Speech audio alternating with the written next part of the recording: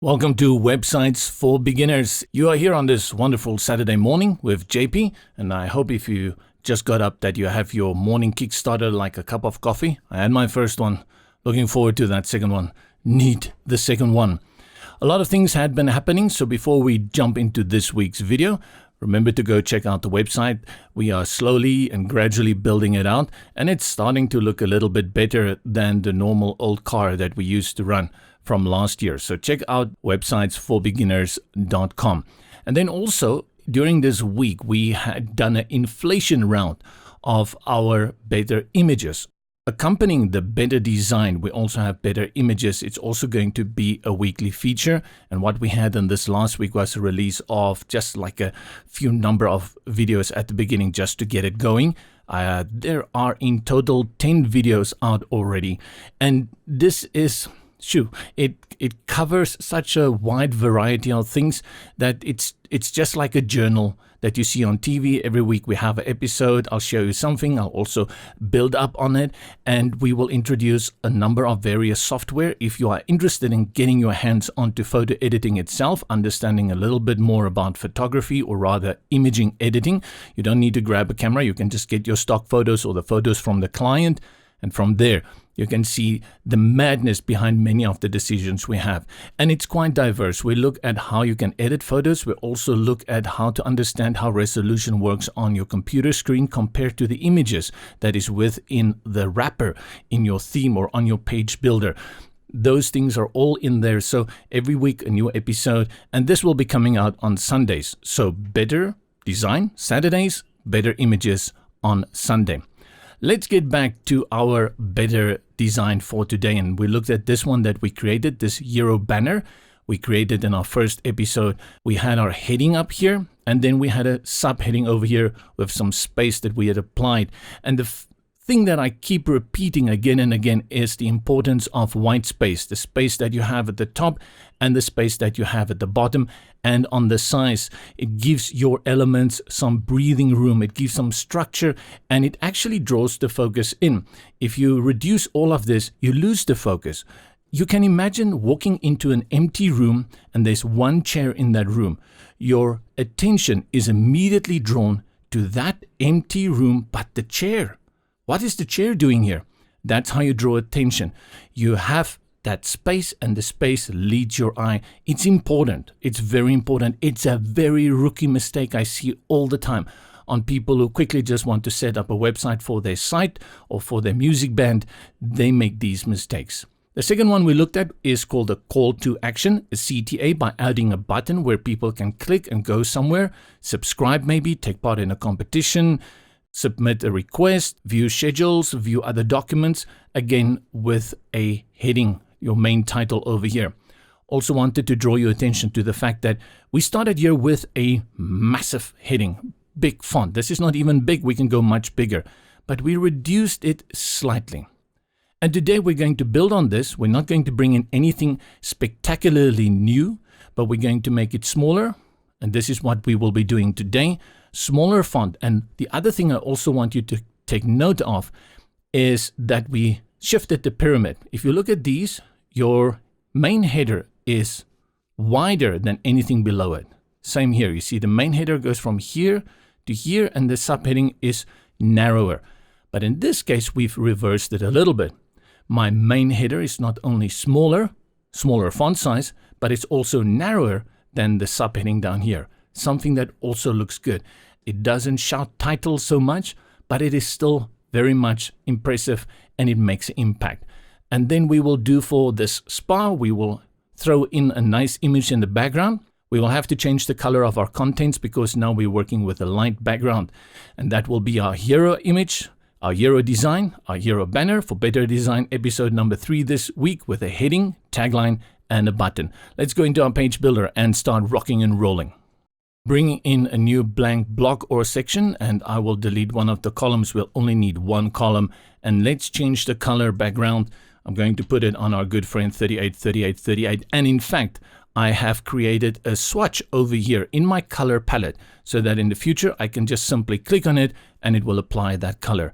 If you use a color consistently, program it somewhere to one of these swatches, then you don't have to type it in or memorize it like I did. But now I guess 38, 38, 38 will get stuck in my mind. And if you wake me up at 4 o'clock in the morning, well, I'm awake at 3:30 in the morning. So if you wake me up at 2:30 in the morning, I will be able to tell you 38, 38, 38. So let's do 38, 38 and apply some padding at the top, 160 pixels. Doop, doop, doop. There we go. And another 160 pixels here at the bottom. And again, like in the previous videos, I'm going to restrict the width of my container. Here you see, this column stretches all the way from here to here, currently at 100% boxed. And I'm going to reduce that to 70%, just to draw in the attention a little bit more. So now you see it has narrowed to 70%. We're going to have a heading for which we need a text element. Then we're going to have a subheading for which we will need a text element. And then we will have a call to action, which is a button. We bring in those three elements. Right, so let's begin working on the first one. Let's select the text. I'm selecting all the text, paste my new text. Let's change the color so we can see what we are working with. And then we go to our typography, and I'm going to set that to Poppins. My size, like I said, we're going to make it big, but not that big. So all the way up to 40. And then we can put it on bold. Bold, bold, bold. And then the line height, because this is a single heading line, I'm going to put it on 1, and I leave the letter spacing to 0. Let's center align it. Bazamba, it's done. I just created a new word, and no one's ever going to use it again. Bazamba. I just did, but I'll never use it again. Let's select the next text, and we paste in our lorem ipsum. Just these line breaks, get rid of them. And then we go through the same procedure. We put it on white so we can see it. I'm going to this time stick with only one font, and that will be Poppins. What do we have here? Size, I'm going to reduce it slightly to 15. Leave it on light. Line height, increase it a little bit, 1.8. And letter spacing, that's fine. And then I'll center align it. I want to add a little bit more space here. So for that, we go and apply padding inside this container for this text element. Settings, more settings. And then here on padding, I will decouple all of them. And I will put it on percentage for my left and right. And I'm going to use a percentage of 20%. So I am restricting this container to use only 60% of the contents. To show you just that idea of what we do with it, this area is 60% of the entire contents. And then this is the original area. So we have 20% here, 20% there. Guess it's much more than 20%, but that's what we have done with that. Good. Now, if I look already at this text subheading that we have over here with the button, I think these two are too close to each other. Let's give a little bit space, and you can do that with various ways. The way I like to do it is bring in a spacer. So I'm going to add the space there. Then I will reduce it to very, very little, 10 pixels at 13. So let's round it off to 10. And that 10 pixels matter to me. For the button, let's change our text to book now, because we are going to work with a spa, so we want them to book a session. Let's change our button. I'm going to reduce the icon. And in this case, everything about the button, I am happy with how this button looks. Except, you remember, I am a big fan of sharp corners. So I'm going to reduce the corner or the border radius, as we refer to it, to 0. So to get those sharp corners, 0. I see most page builders give some kind of border radius to their buttons. I think maybe that's very popular. I like it sharp. It's just maybe my current fashion that I'm under. I want to have those corners very sharp. Let's style it. Okay, the typography, put it also on Poppins, and I'm going to increase this.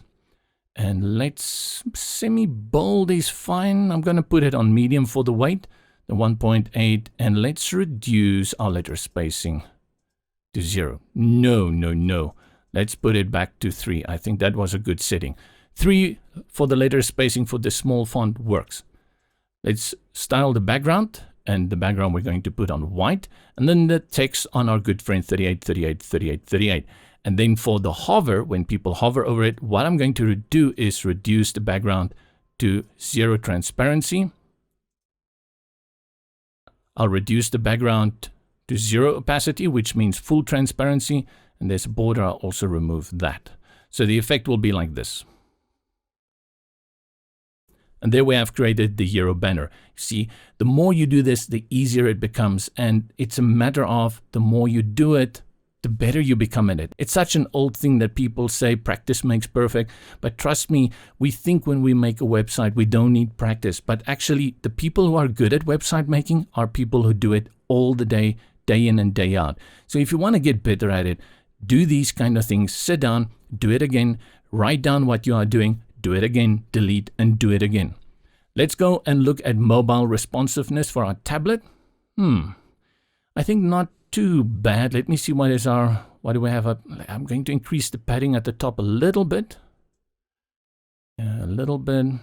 For tablet, you don't always want it as large as you would like it on your desktop. You want it more like half of the tablet size of the viewport height, the view height of your screen. But of course, if you want to go full screen, it's fine on a tablet. But I think on a tablet, you have to think more in terms of similar to a mobile device. Let's have a look at what we've got here. Melosuada fames. Melosuada fames. And what we will do for this one, I'm going to leave it just like it is. And then for the subheading, I'm going to leave that the same. But I think in this case, I'm going to remove this spacer over here. To do that, I'm just going to disable it on this view for tablet. That means it will not appear on the front end. So if I click on disable, it's going to be removed, and I'll just toggle this on and off, and it removes it. It is still there, but you won't be able to see it on your tablet. For the button, again, I think the button looks fine to me as well. Let's click on here. I just have to have a look on 12. Okay, that is semi-bold, 1.8. And let me see. Reduce it to 1.5. Just a little bit. Something different. Works for me. Good. And then we go to mobile. And again, I like it. I like how it looks on the mobile. I will definitely add more space at the top for our padding. I'm going to put this, where are we? 140.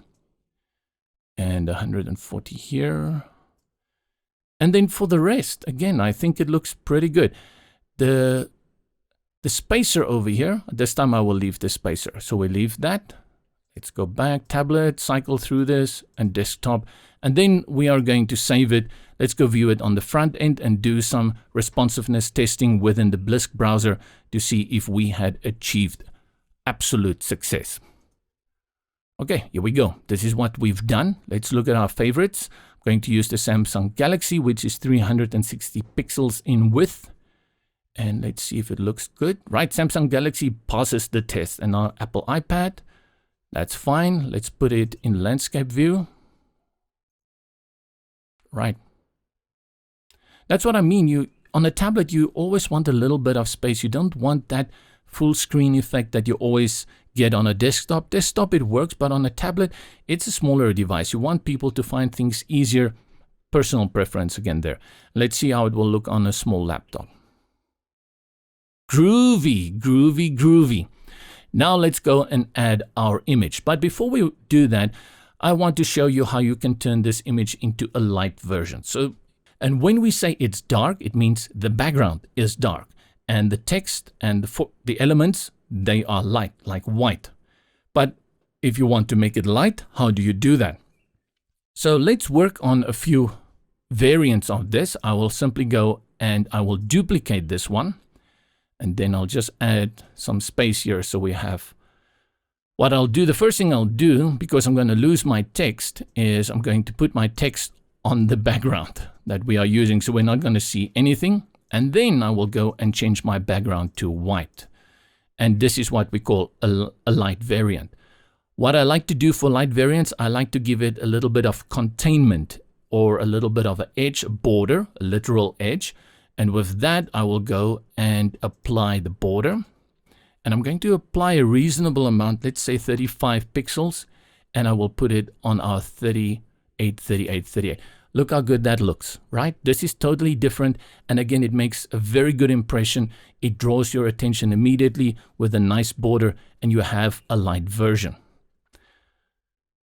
Always consider you don't only have to go dark, you have to consider light as well. If you want to have a complete dark website, your choice. We like to shuffle between them. One block is dark, one block is light. Play a little bit around with it. I actually like this light background quite a lot. Seeing that we have put it on light now, let's duplicate this one. And then I'm going to add again just here another blank area, so we have that. Let's bring in our image. I'll leave the border for now, and we grab this spa one over here. And we have an overlay applied automatically, which I will reduce. Let's go back to our image. I just want to see where I want to put my focus point over here. But we have a slight problem with the text. So let's put it like here. That's better. Now you can see the text better. Of course, this text is way too light for it. So before we get into that, Deke McClelland, I hope I pronounced it correctly, very famous trainer at used to be lynda.com. Lately, it is LinkedIn Learning. And one of the things that he taught me way back when about shadows and colors is that we tend to, for this kind of image, we'll go and say, let's make it dark. So we put it on black like this. And then for this text, I'm also going to put it on, let's say, semi-bold so that we can see it better. That is what we will do to make that color a little bit stronger. But Deke's technique is that you actually go and you find the darkest shade of color in your image. So if you look at this image, do you see this black anywhere in this image? No, you don't. But you see over here a very, very dark brown almost. So what you do is you try and find that dark color over there. So I'll go up here to my color picker. I'll hover over it and I'll click on it, and then I copy that code. Click on the text, and now I'll paste that, and you see it gives us on a magenta scale a very dark shade and tint. It's not pure black anymore, but it just blends in better with the image. Let's do the same here. If you want to, you can also make changes to the button. Let's click on the button and let's be creative. Let's give it a background. No. Let's give it a border. Yes. And then we give the text white. But then I think let's make the border also white. Let's see what happens if we hover over it. Now it resets. So let's go to hover as well. And what I will do for the background now, I'll put it on white. Reduce it a little bit like this. Okay, book now. Good, you have that effect for that. And I want to take away this border. Now that we've put in the image, we don't need this border anymore. There we go. The moment I look at it, I want to make this darker again. Up to you, preference. So let's go and do it. I'm not going to be satisfied if I don't do it. Okay, I'll take my border away. Okay, now I'm a happy, clappy designer. Happy. And I think the takeaway, let's update it and go view it on the front end. I was talking about the takeaway for today is combining those elements that we've been working with in the last few tutorials, episode 1 and 2. We have our heading, our main title. We have our subheading, which is a tagline. And then we have our call to action, which is a button. We've applied it to a hero banner. And then we've made a light version with a border. And we've applied it with a hero image. So the hero image is the image that you will use in your hero section or your hero banner. We've reduced our font size. And we remain consistent by using the same font in all the elements. By ensuring our responsiveness is done properly, when you then go into your mobile phone, it will appear correctly. See, this is the one that we did. So over here, I notice we have problems with our header, something that I did not see. So let's go back, and you have to do this. Things don't always work perfectly the way you would like it to work. And let's reduce the size to 36. Update. And where are we? Over here. I'm getting lost. Let me close the pages we are not using and let's refresh our page. Malasuada Fames. There we go. Malasuada Fames looks much better. And the other important takeaway is that we had taken a color from the background instead of just using black. And with that, we had taken a dark color and made sure that it actually matches the mood and feel of the image. Except that we used a different color for the button, and maybe that is what is bothering me about that button. So let's go. And I don't remember what was the color we had used. So I'm going to go over here, click, copy. Then we go to our button, and here we paste that. There we go. Cohesiveness is the name of the game. We have equilibrium, my dear friend. That looks much better, right? Quick note also on the image and the background. And this is again something that, well, just 2 years ago, you had absolutely no control over how this image would display on tablets and how it would display on mobiles. Once you set it on your desktop, it would remain the same for the other various responsive displays. This has changed a lot, so it's also something that you have to go and check. Does it still look good? And maybe go back into your image and play around with it and say, okay, no, I want maybe more of that, or I want more of this.